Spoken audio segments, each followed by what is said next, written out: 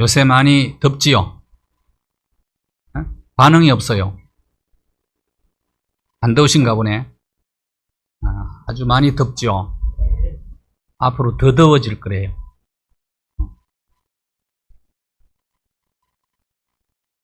몰디브라는 섬을 아실 겁니다. 1965년도 영국에서 독립했는데 섬이 1000개 정도 되는데 최고 높은 데가 200m밖에 안 돼요. 해발 200m. 그러니까 크게 파도가 밀려오면 전 국토가 물에 잠길 수도 있다.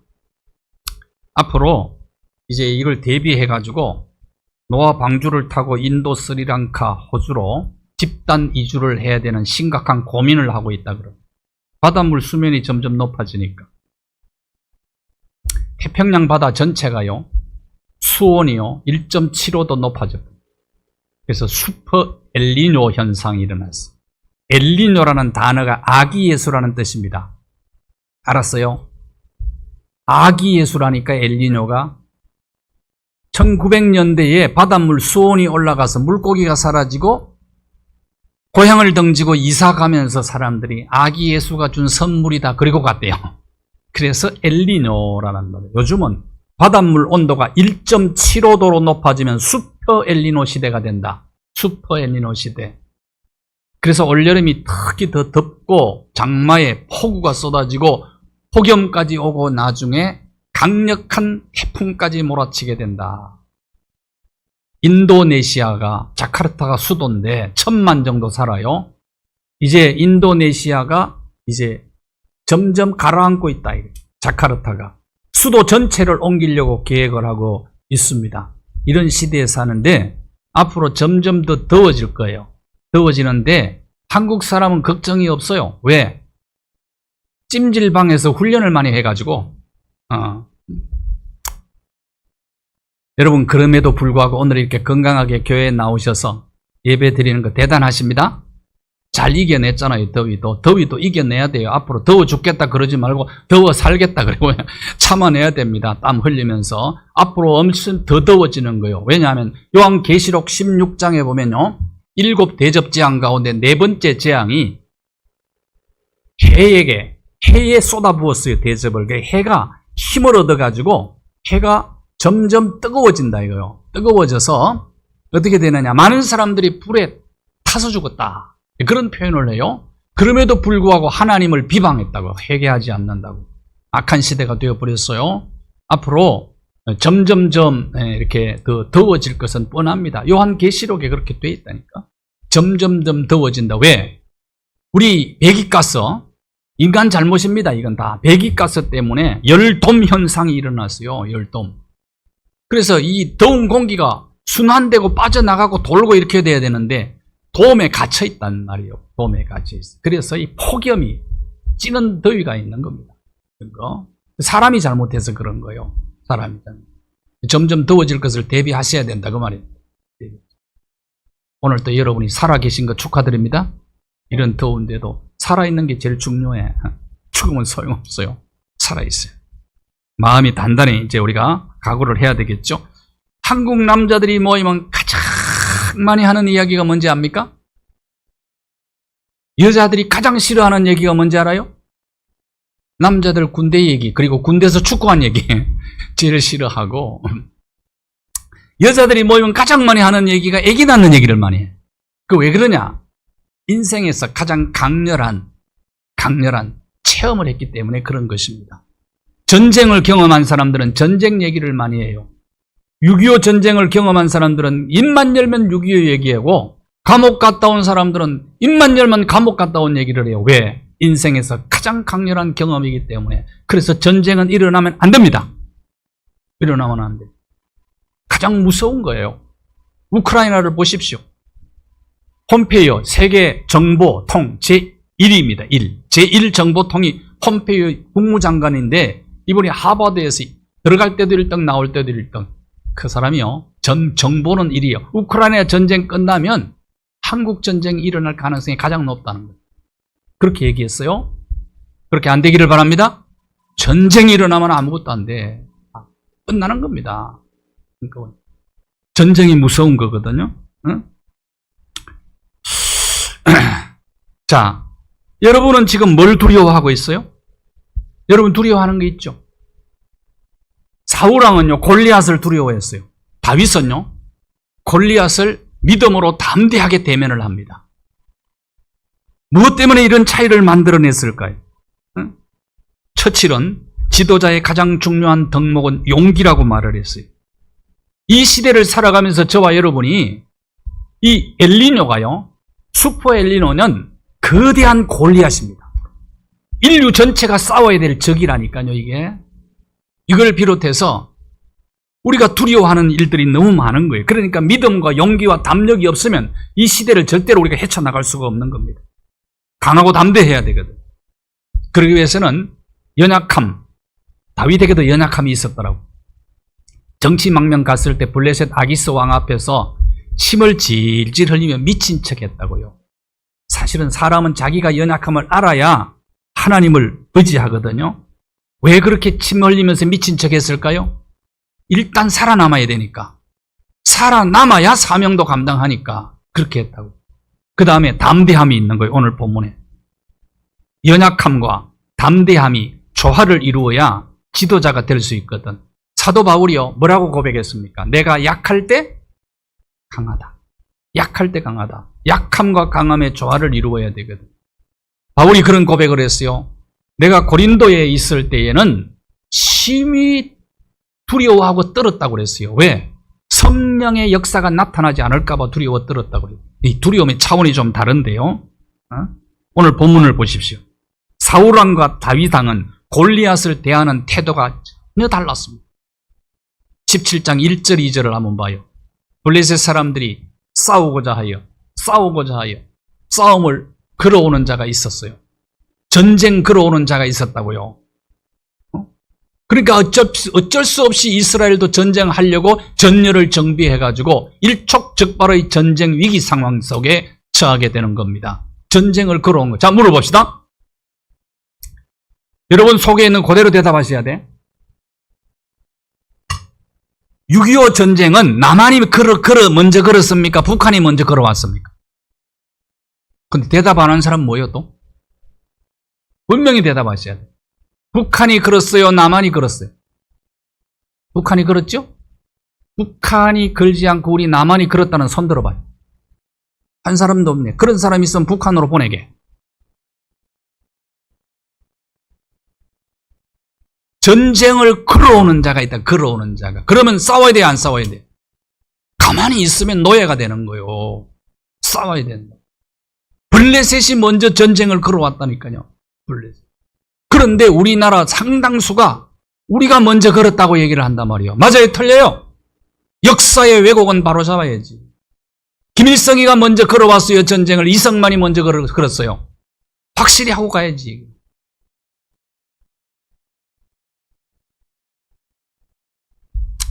인생은 전쟁이거든요.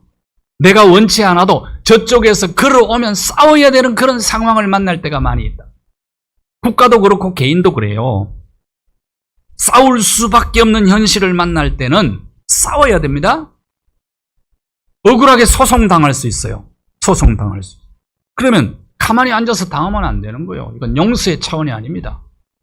가만히 앉아서 당하면 안 돼요. 싸워야 되는 거죠. 우리는 세상을 살면서 다양한 골리앗을 만나게 되는데 지금 우리 인류 전체가 당한 가장 큰 골리앗은 뭐라고요? 슈퍼 엘니뇨예요. 어떤 사람은 암일 수도 있고 질병, 가난, 각종 중독, 재난 이런 것들이 우리가 만나는 골리앗일 수 있죠. 때로는 부부싸움도 많이 하잖아요. 부부싸움 할 때 누가 먼저 싸움을 걸어요? 싸움 걸어오는 자가 있어. 언제든지 싸움. 여러분 집안은 어느 쪽이 먼저 싸움을 걸어옵니까? 통계적으로 여자들이 먼저 걸어온대. 많이. 여자들이 훨씬 많이 걸어온대. 근데 원인 제공은 남자들이 한대. 알았어요?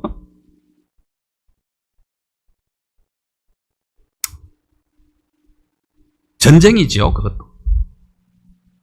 남자들 물어봅시다. 이 세상에서 제일 무서운 사람이 누구요? 계속 싸움 걸어오니까. 어느 목사님, 가까이 지내는 목사님이요, 저한테 옛날 자기 마누라한테 야단 맞는데, 뭐 때문에 야단 맞는데, 청소하고 야단 맞는데, 청소를 왜 이렇게 하냐고 구석구석 안 하고, 설거지 해주고 야단 맞는데 이렇게 하냐고. 그래서 내가 그래서 당신은 야단 맞기 위해 태어난 사람이지. 응? 가장 어려운 전쟁은 자기 자신과의 싸움입니다. 여러분, 자기와의 싸움에서 이기면요, 어떤 두려움도 정복해버렸어요. 인생은 아름답습니다. 사람은요, 행복 권리가 있어요. 인생은요. 그러나 전쟁도 있잖아요. 전쟁.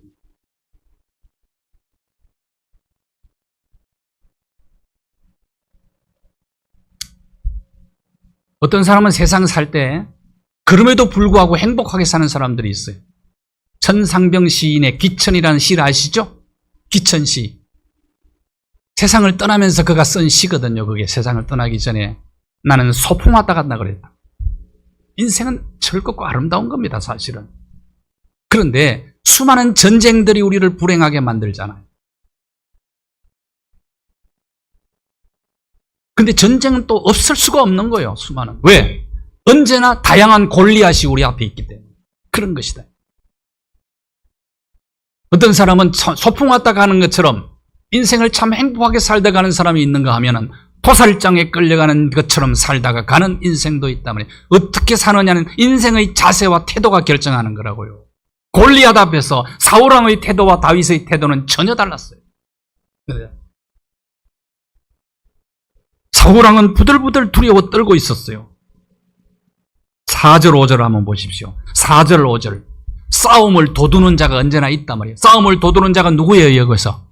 골리앗이잖아, 골리앗. 근데 그 골리앗이 보통 사람이 아니고 상대하기 정말 어려운 적이에요. 키가 얼마라고요? 6규빗 반이면 얼마 정도 되는지 압니까? 한 규빗이 바로 이 길입니다. 한 팔을 굽힐 때 이 길이라고. 그러면 제 팔로 딱 따져보니까 약 한 45cm 정도 나와요. 45cm? 응? 그러면 계산해봐요. 6규빗 한 뼘이면 얼마나 될까요? 빨리빨리 머리를 돌리셔야 돼. 자, 280 내지 290cm 됩니다. 골리앗의 키가. 얼마인지 아시겠죠? 골리앗하고 배구한다고 생각해봐. 어떻게 되겠냐. 전부 브라킹에 다 걸려버리지.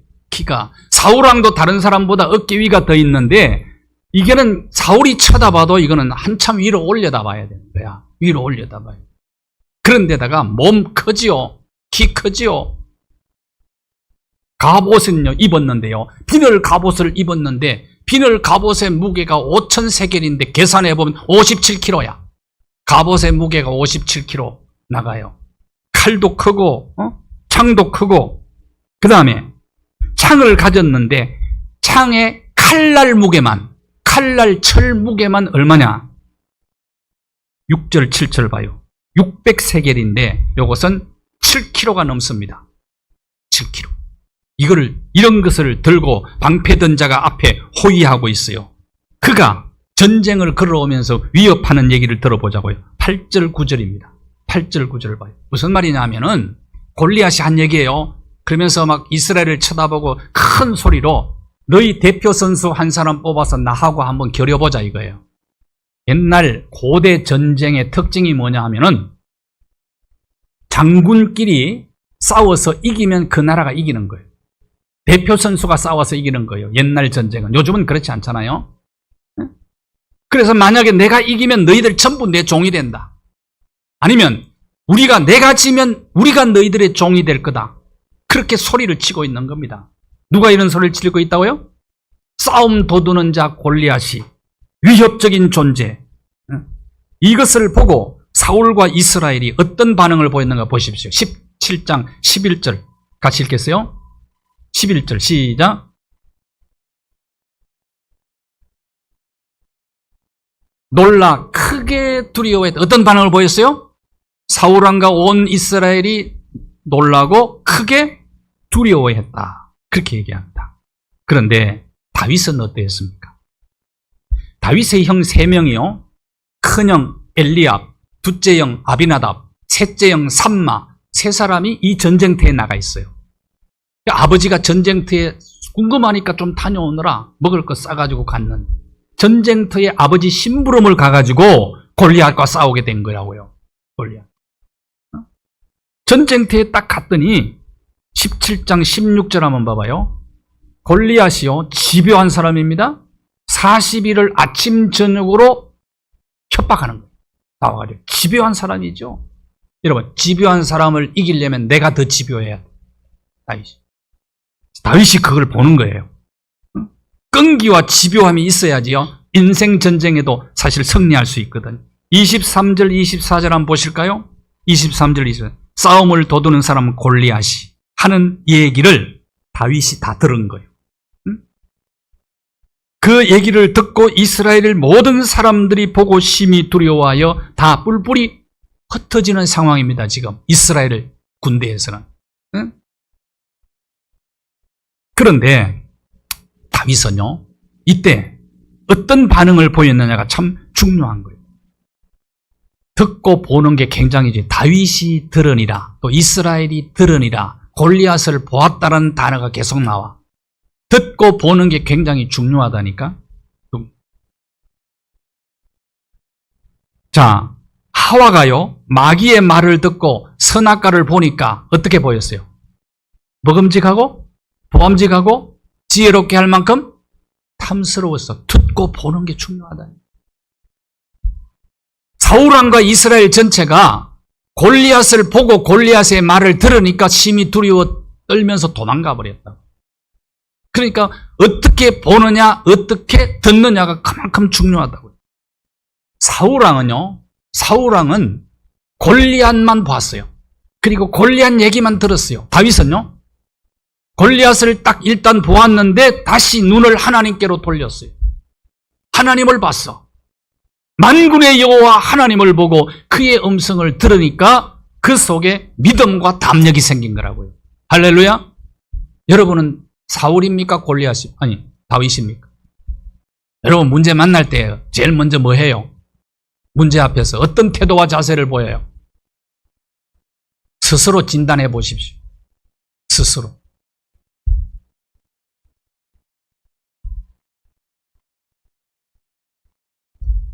문제가 아니라니까요. 문제를 어떻게 보느냐가 문제라니까요.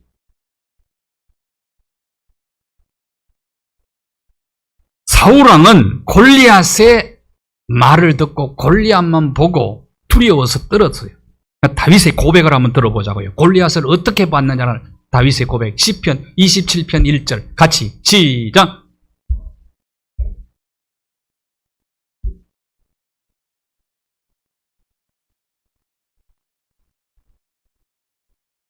여호와가 나의 구원이신데 하나님을 보니까요. 하나님을 보고 그가 나를 구원해 주시고 생명의 능력이니까 내가 골리앗을 왜 무서워하겠냐 이 말이에요. 왜 두려워하겠냐. 왜 두려워. 이런 믿음과 담력을 저와 여러분도 얻게 되기를 바랍니다. 앞으로요. 골리앗 슈퍼 골리앗이 우리를 위협할 일들이 이 세상에는 너무너무 많은 거예요.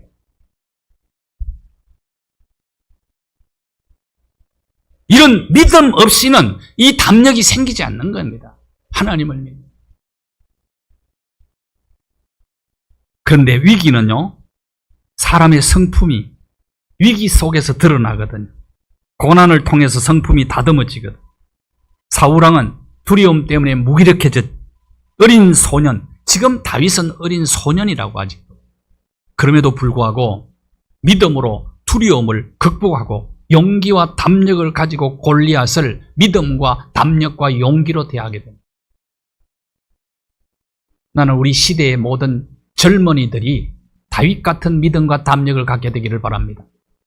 요즘 아이들이요 이런 담력이 없고 도전정신도 좀 약해요. 너무 약한 것 같아요. 왜 머리 가장 좋은 아이들이 의대만 가고 법대만 가려고 그러냐. 아이들이 연구하고 과학에 올인하고 해서 이 나라를 더 크게 부흥시키고 발전시켜야 되는데 돈 많이 주는 데만 쫓아가면 되겠나. 이런 정신들이 좀 약해. 도전 정신이 없어요.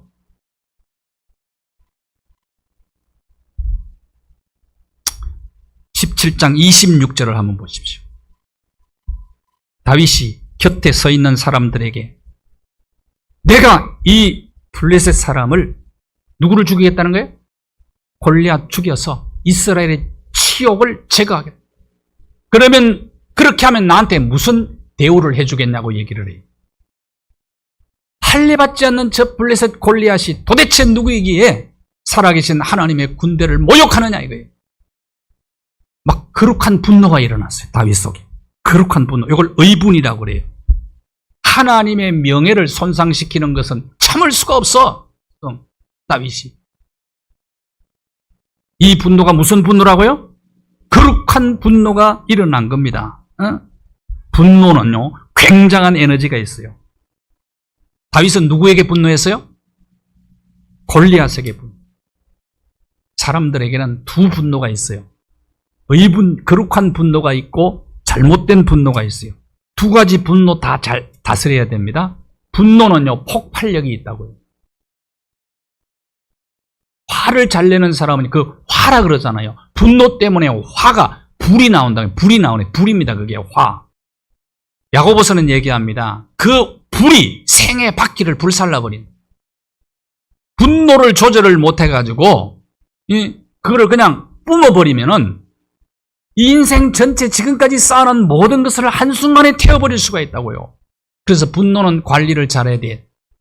분노하지 않을 수가 없는데 야고보서에 보면은 해가 지도록 에베소서 해가 지도록 분노를 마음속에 품고 있지 말라고 그랬다고. 왜? 자꾸 확대됩니다. 분노가. 그 아주 위험한 겁니다. 그래서 거룩한 분노도 폭발력이 있기 때문에 힘이 있기 때문에 그 관리를 잘 해야 해요. 두 가지. 잘 봐요. 17장 28절 29절을 다윗의 맏형이 엘리압입니다. 28절 29절에 엘리압이 전쟁터에 와서 자기가 골리앗 싸워서 이기겠다고 넘어뜨리겠다고 호언장담하고 다니니까 전쟁터에 전체 소문이 났어. 그러니까 형이 맏형 엘리압이 이 얘기를 듣고 저 어린 꼬마가 무슨 골리앗하고 싸워서 이긴다고 말도 안 되는 얘기를 하니까 형이요 동생 때문에요 부끄러웠다니까. 아이고 저거 또 헛소리하고 다닌다. 그래 불렀어요.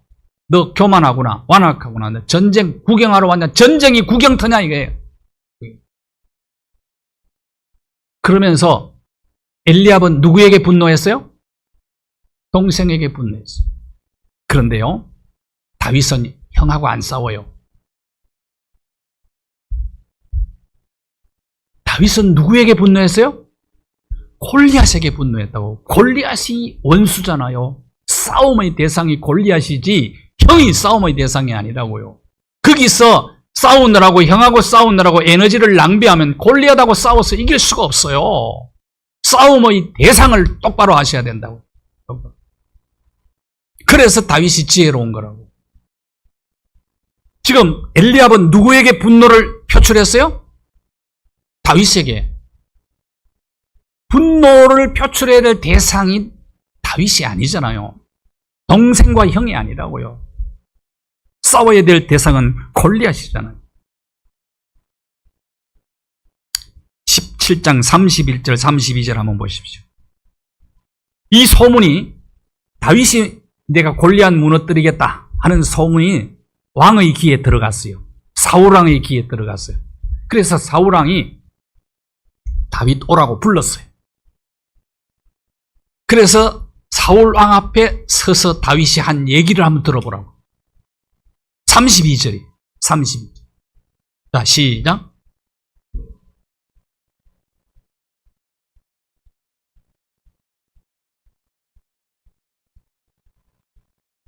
어린 꼬마 소년이 왕 앞에 가가지고 왕이여 낙담하지 마십시오. 낙담하지 마십시오. 내가 주의 종이 골리앗과 싸우겠습니다. 이렇게 얘기한 거예요. 이때 사울왕이 어떤 반응을 보였을까요? 자, 여러분이 사울왕이라 생각해가지고 그 말을 하는 다윗을 보고 뭐라고 그러겠어요? 뭐라고 했는지 한번 보자고요. 33절입니다. 33절. 아이고, 왜 자꾸 내가 물어보는지 알아요? 입신에 들어간 사람이 몇 사람 있어가지고 그래, 내가 지금. 그래, 자꾸 물어보는 거예요, 지금. 빨리 입신 들어간 사람들을 깨요. 자, 33절 한번 보자고요. 자, 시작.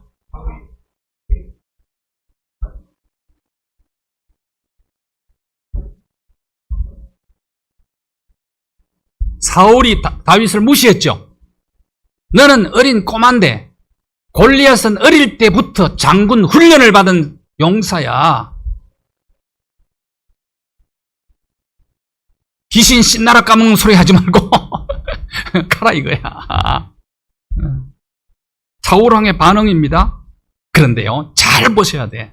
어린 소년이 왕이 이런 말을 하고 무시당했으면 기분 나빠서 돌아가야지, 아버지 집으로. 돌아갔어요, 안 돌아갔어요? 여러분, 누가 무시해도 이렇게 얘기하세요. 무시할 때. 아, 그렇습니까? 이걸로 끝내버리고, 자, 한번 해봅시다. 아, 그렇습니까? 누군가가 여러분을 무시하거든. 그래? 그냥 참고만 하면 돼. 남의 말은 뭐만 하면 된다? 참고만 하면 돼. 남의 말은 참고만 하면 돼. 근데 남이 무시하는 그 말을 듣고 왜 밤잠을 못 자고 밥을 못 먹고 그럴 필요가 있어? 이 다윗에게 배우라 이거야. 어린 소년 다윗이 아무리 왕이 자기를 무시하고 형이 무시해도 가 그래? 그리고 사명 감당하는 거야. 이게 믿음이고 성품이에요, 성품. 믿음이, 담력이. 그래서 중요한 담대함도 성품입니다. 믿음도 성품입니다.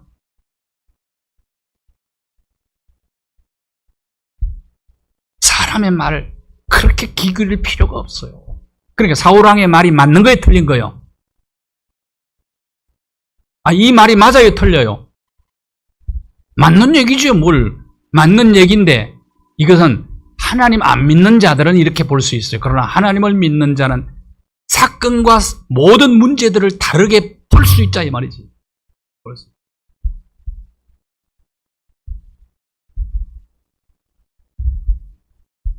OECD 국가 중에 젊은 아이들 자살률이 제일 높은 나라가 어딘지 압니까? 대한민국이요. 대한민국은 1등을 잘해요. 그런 거는 1등 안 해도 되잖아요. 왜 그렇습니까? 왜 신림동 묻지마 살인 사건이 왜 이런 일들이 왜 일어납니까? 젊은 아이들.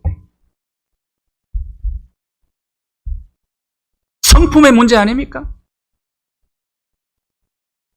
세상의 작은 문제들 골리앗 앞에서, 아주 작은 골리앗 앞에서도 여지없이 무너지고 그러면 안 되잖아. 나는 이 땅의 젊은이들에게 다윗에게 주셨던 믿음과 담력을 하나님께서 심어주시기를 바랍니다. 어쩌면 심각한 문제입니다. 지금 사회 문제입니다.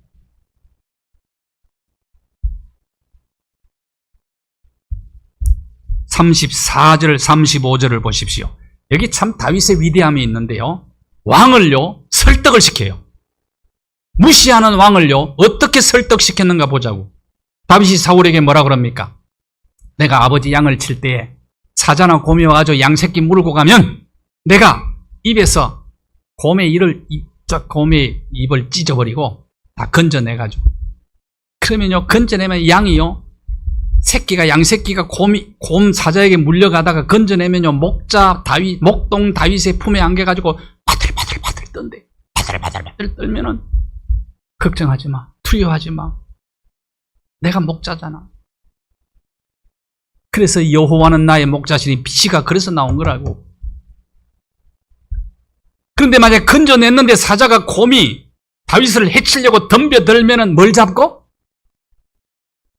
사자는 수염이 있는데 곰 수염이 있어요?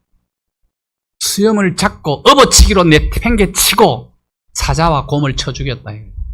이건 지금 사울왕을요 무시하는 사울을 설득하는 장면입니다. 이게 대단한 설득력이야.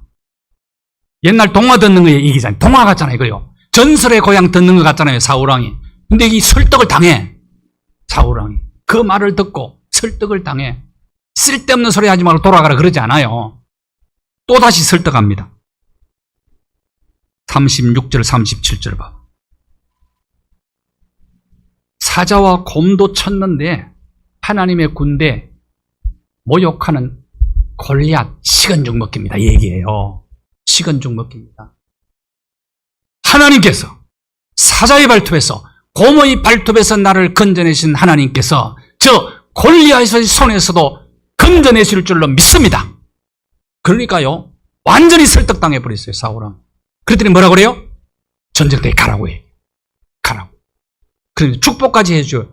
하나님이 너와 함께 하기를 원합니다. 하나님.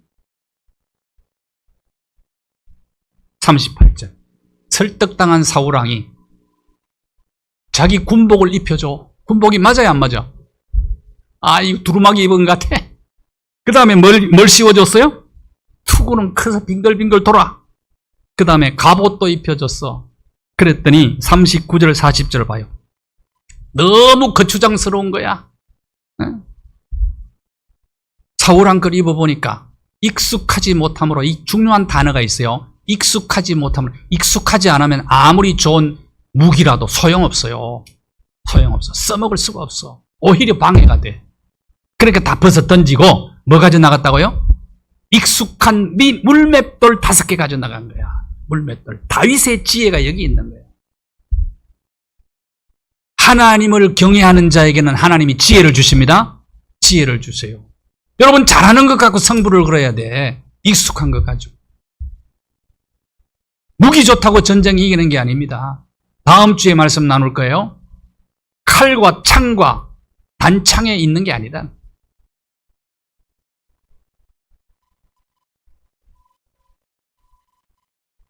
그러면 다윗의 이 성품이 어디서 길러졌을까 하는 거. 여러분 잘 기억하세요. 하나님의 은혜를 잊어버리면 안 돼요. 우리가 은혜라는 찬양을 불렀죠. 은혜 아닌 게 없는데 은혜는 기록으로 남겨두세요. 기록으로. 지난날의 은혜가 오늘날 그것이 재활용되어지고 그것이 다시 사용되어질 때, 선용되어질 때 골리앗을 무너뜨리는 기적을 만들어냈어요. 곰과 사자의 발톱에서 건져주신 은혜를 잊어버리면 안 된다 이거죠. 은혜.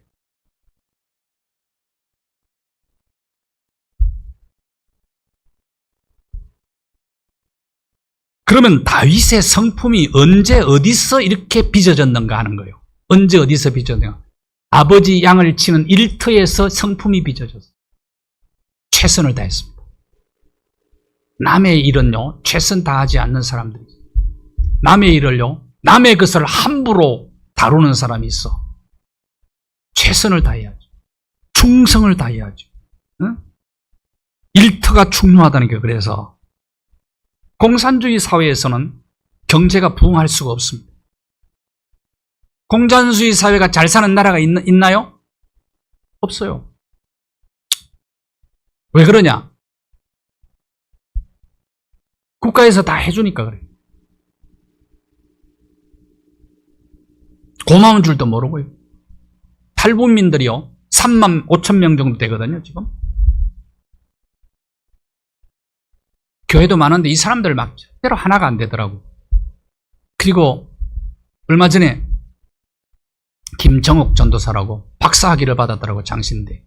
그래서 제가 가입 예배를 가서 드려줬는데 보니까 상당히 똑똑한데, 문제점이 뭐냐 하면은, 탈북민들의 문제점이 뭐냐 하면은 이게 남의 것을 함부로 대하는, 공짜로 다 주니까 그게 습관이 돼가지고 온다 그러고 안 와. 약속해가지고 밥까지 다 준비해놨는데, 약속했는데 철저히 또 안 와.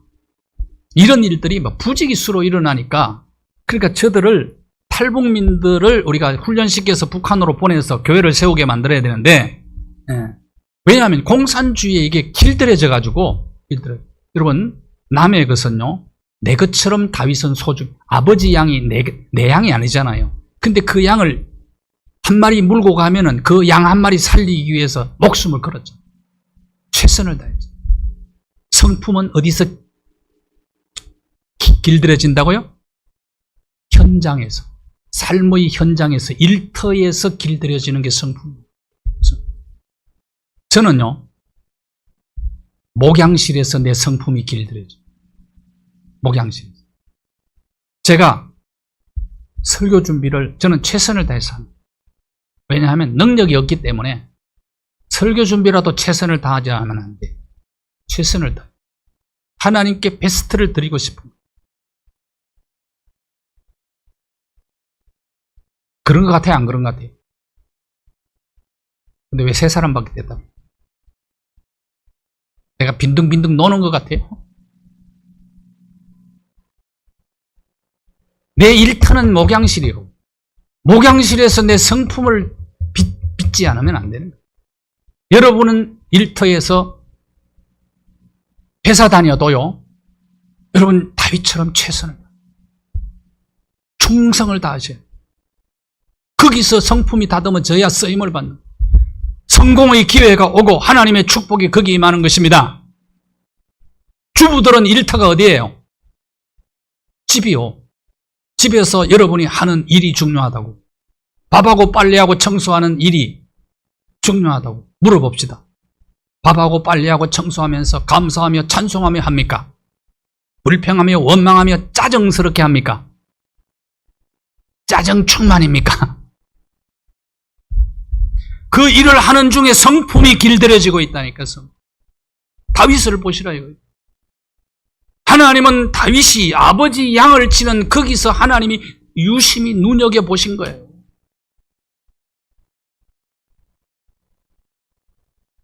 회사 다니시는 분들은요, 월급 그냥 받아오면 안 돼요. 월급 받는데 몇십 배를 벌어주고 받아와야 돼. 그 회사를 유지하는데 얼마나 많은 비용이 들어갑니까? 최고를 추구하지 말고 최선을 추구하다 보면 성공의 기회도 오고 축복도 임하는 거죠. 그래서 성품은 귀한 거예요. 성품은 영원히 가져가는 거예요. 믿음과 담대함의 성품이 우리에게 다듬어지기를 바랍니다. 형성되기를 바랍니다. 특별히 우리 오늘 이 시대의 젊은이들에게 다윗이 가졌던 이 성품을 소유하는 놀라운 축복이 임하게 되기를 바랍니다. 감사합니다. 나의 삶의 현장에서 최선을 다하고 충성을 다함으로 다윗처럼 아름다운 성품이 길들여져서 하나님께 쓰임받게 하여 주시고 기회도 얻게 하여 주옵시고 특별히 하나님의 축복이 우리의 삶의 현장마다 임하게 하여 주옵소서. 예수님 이름으로 기도하옵나이다. 아멘.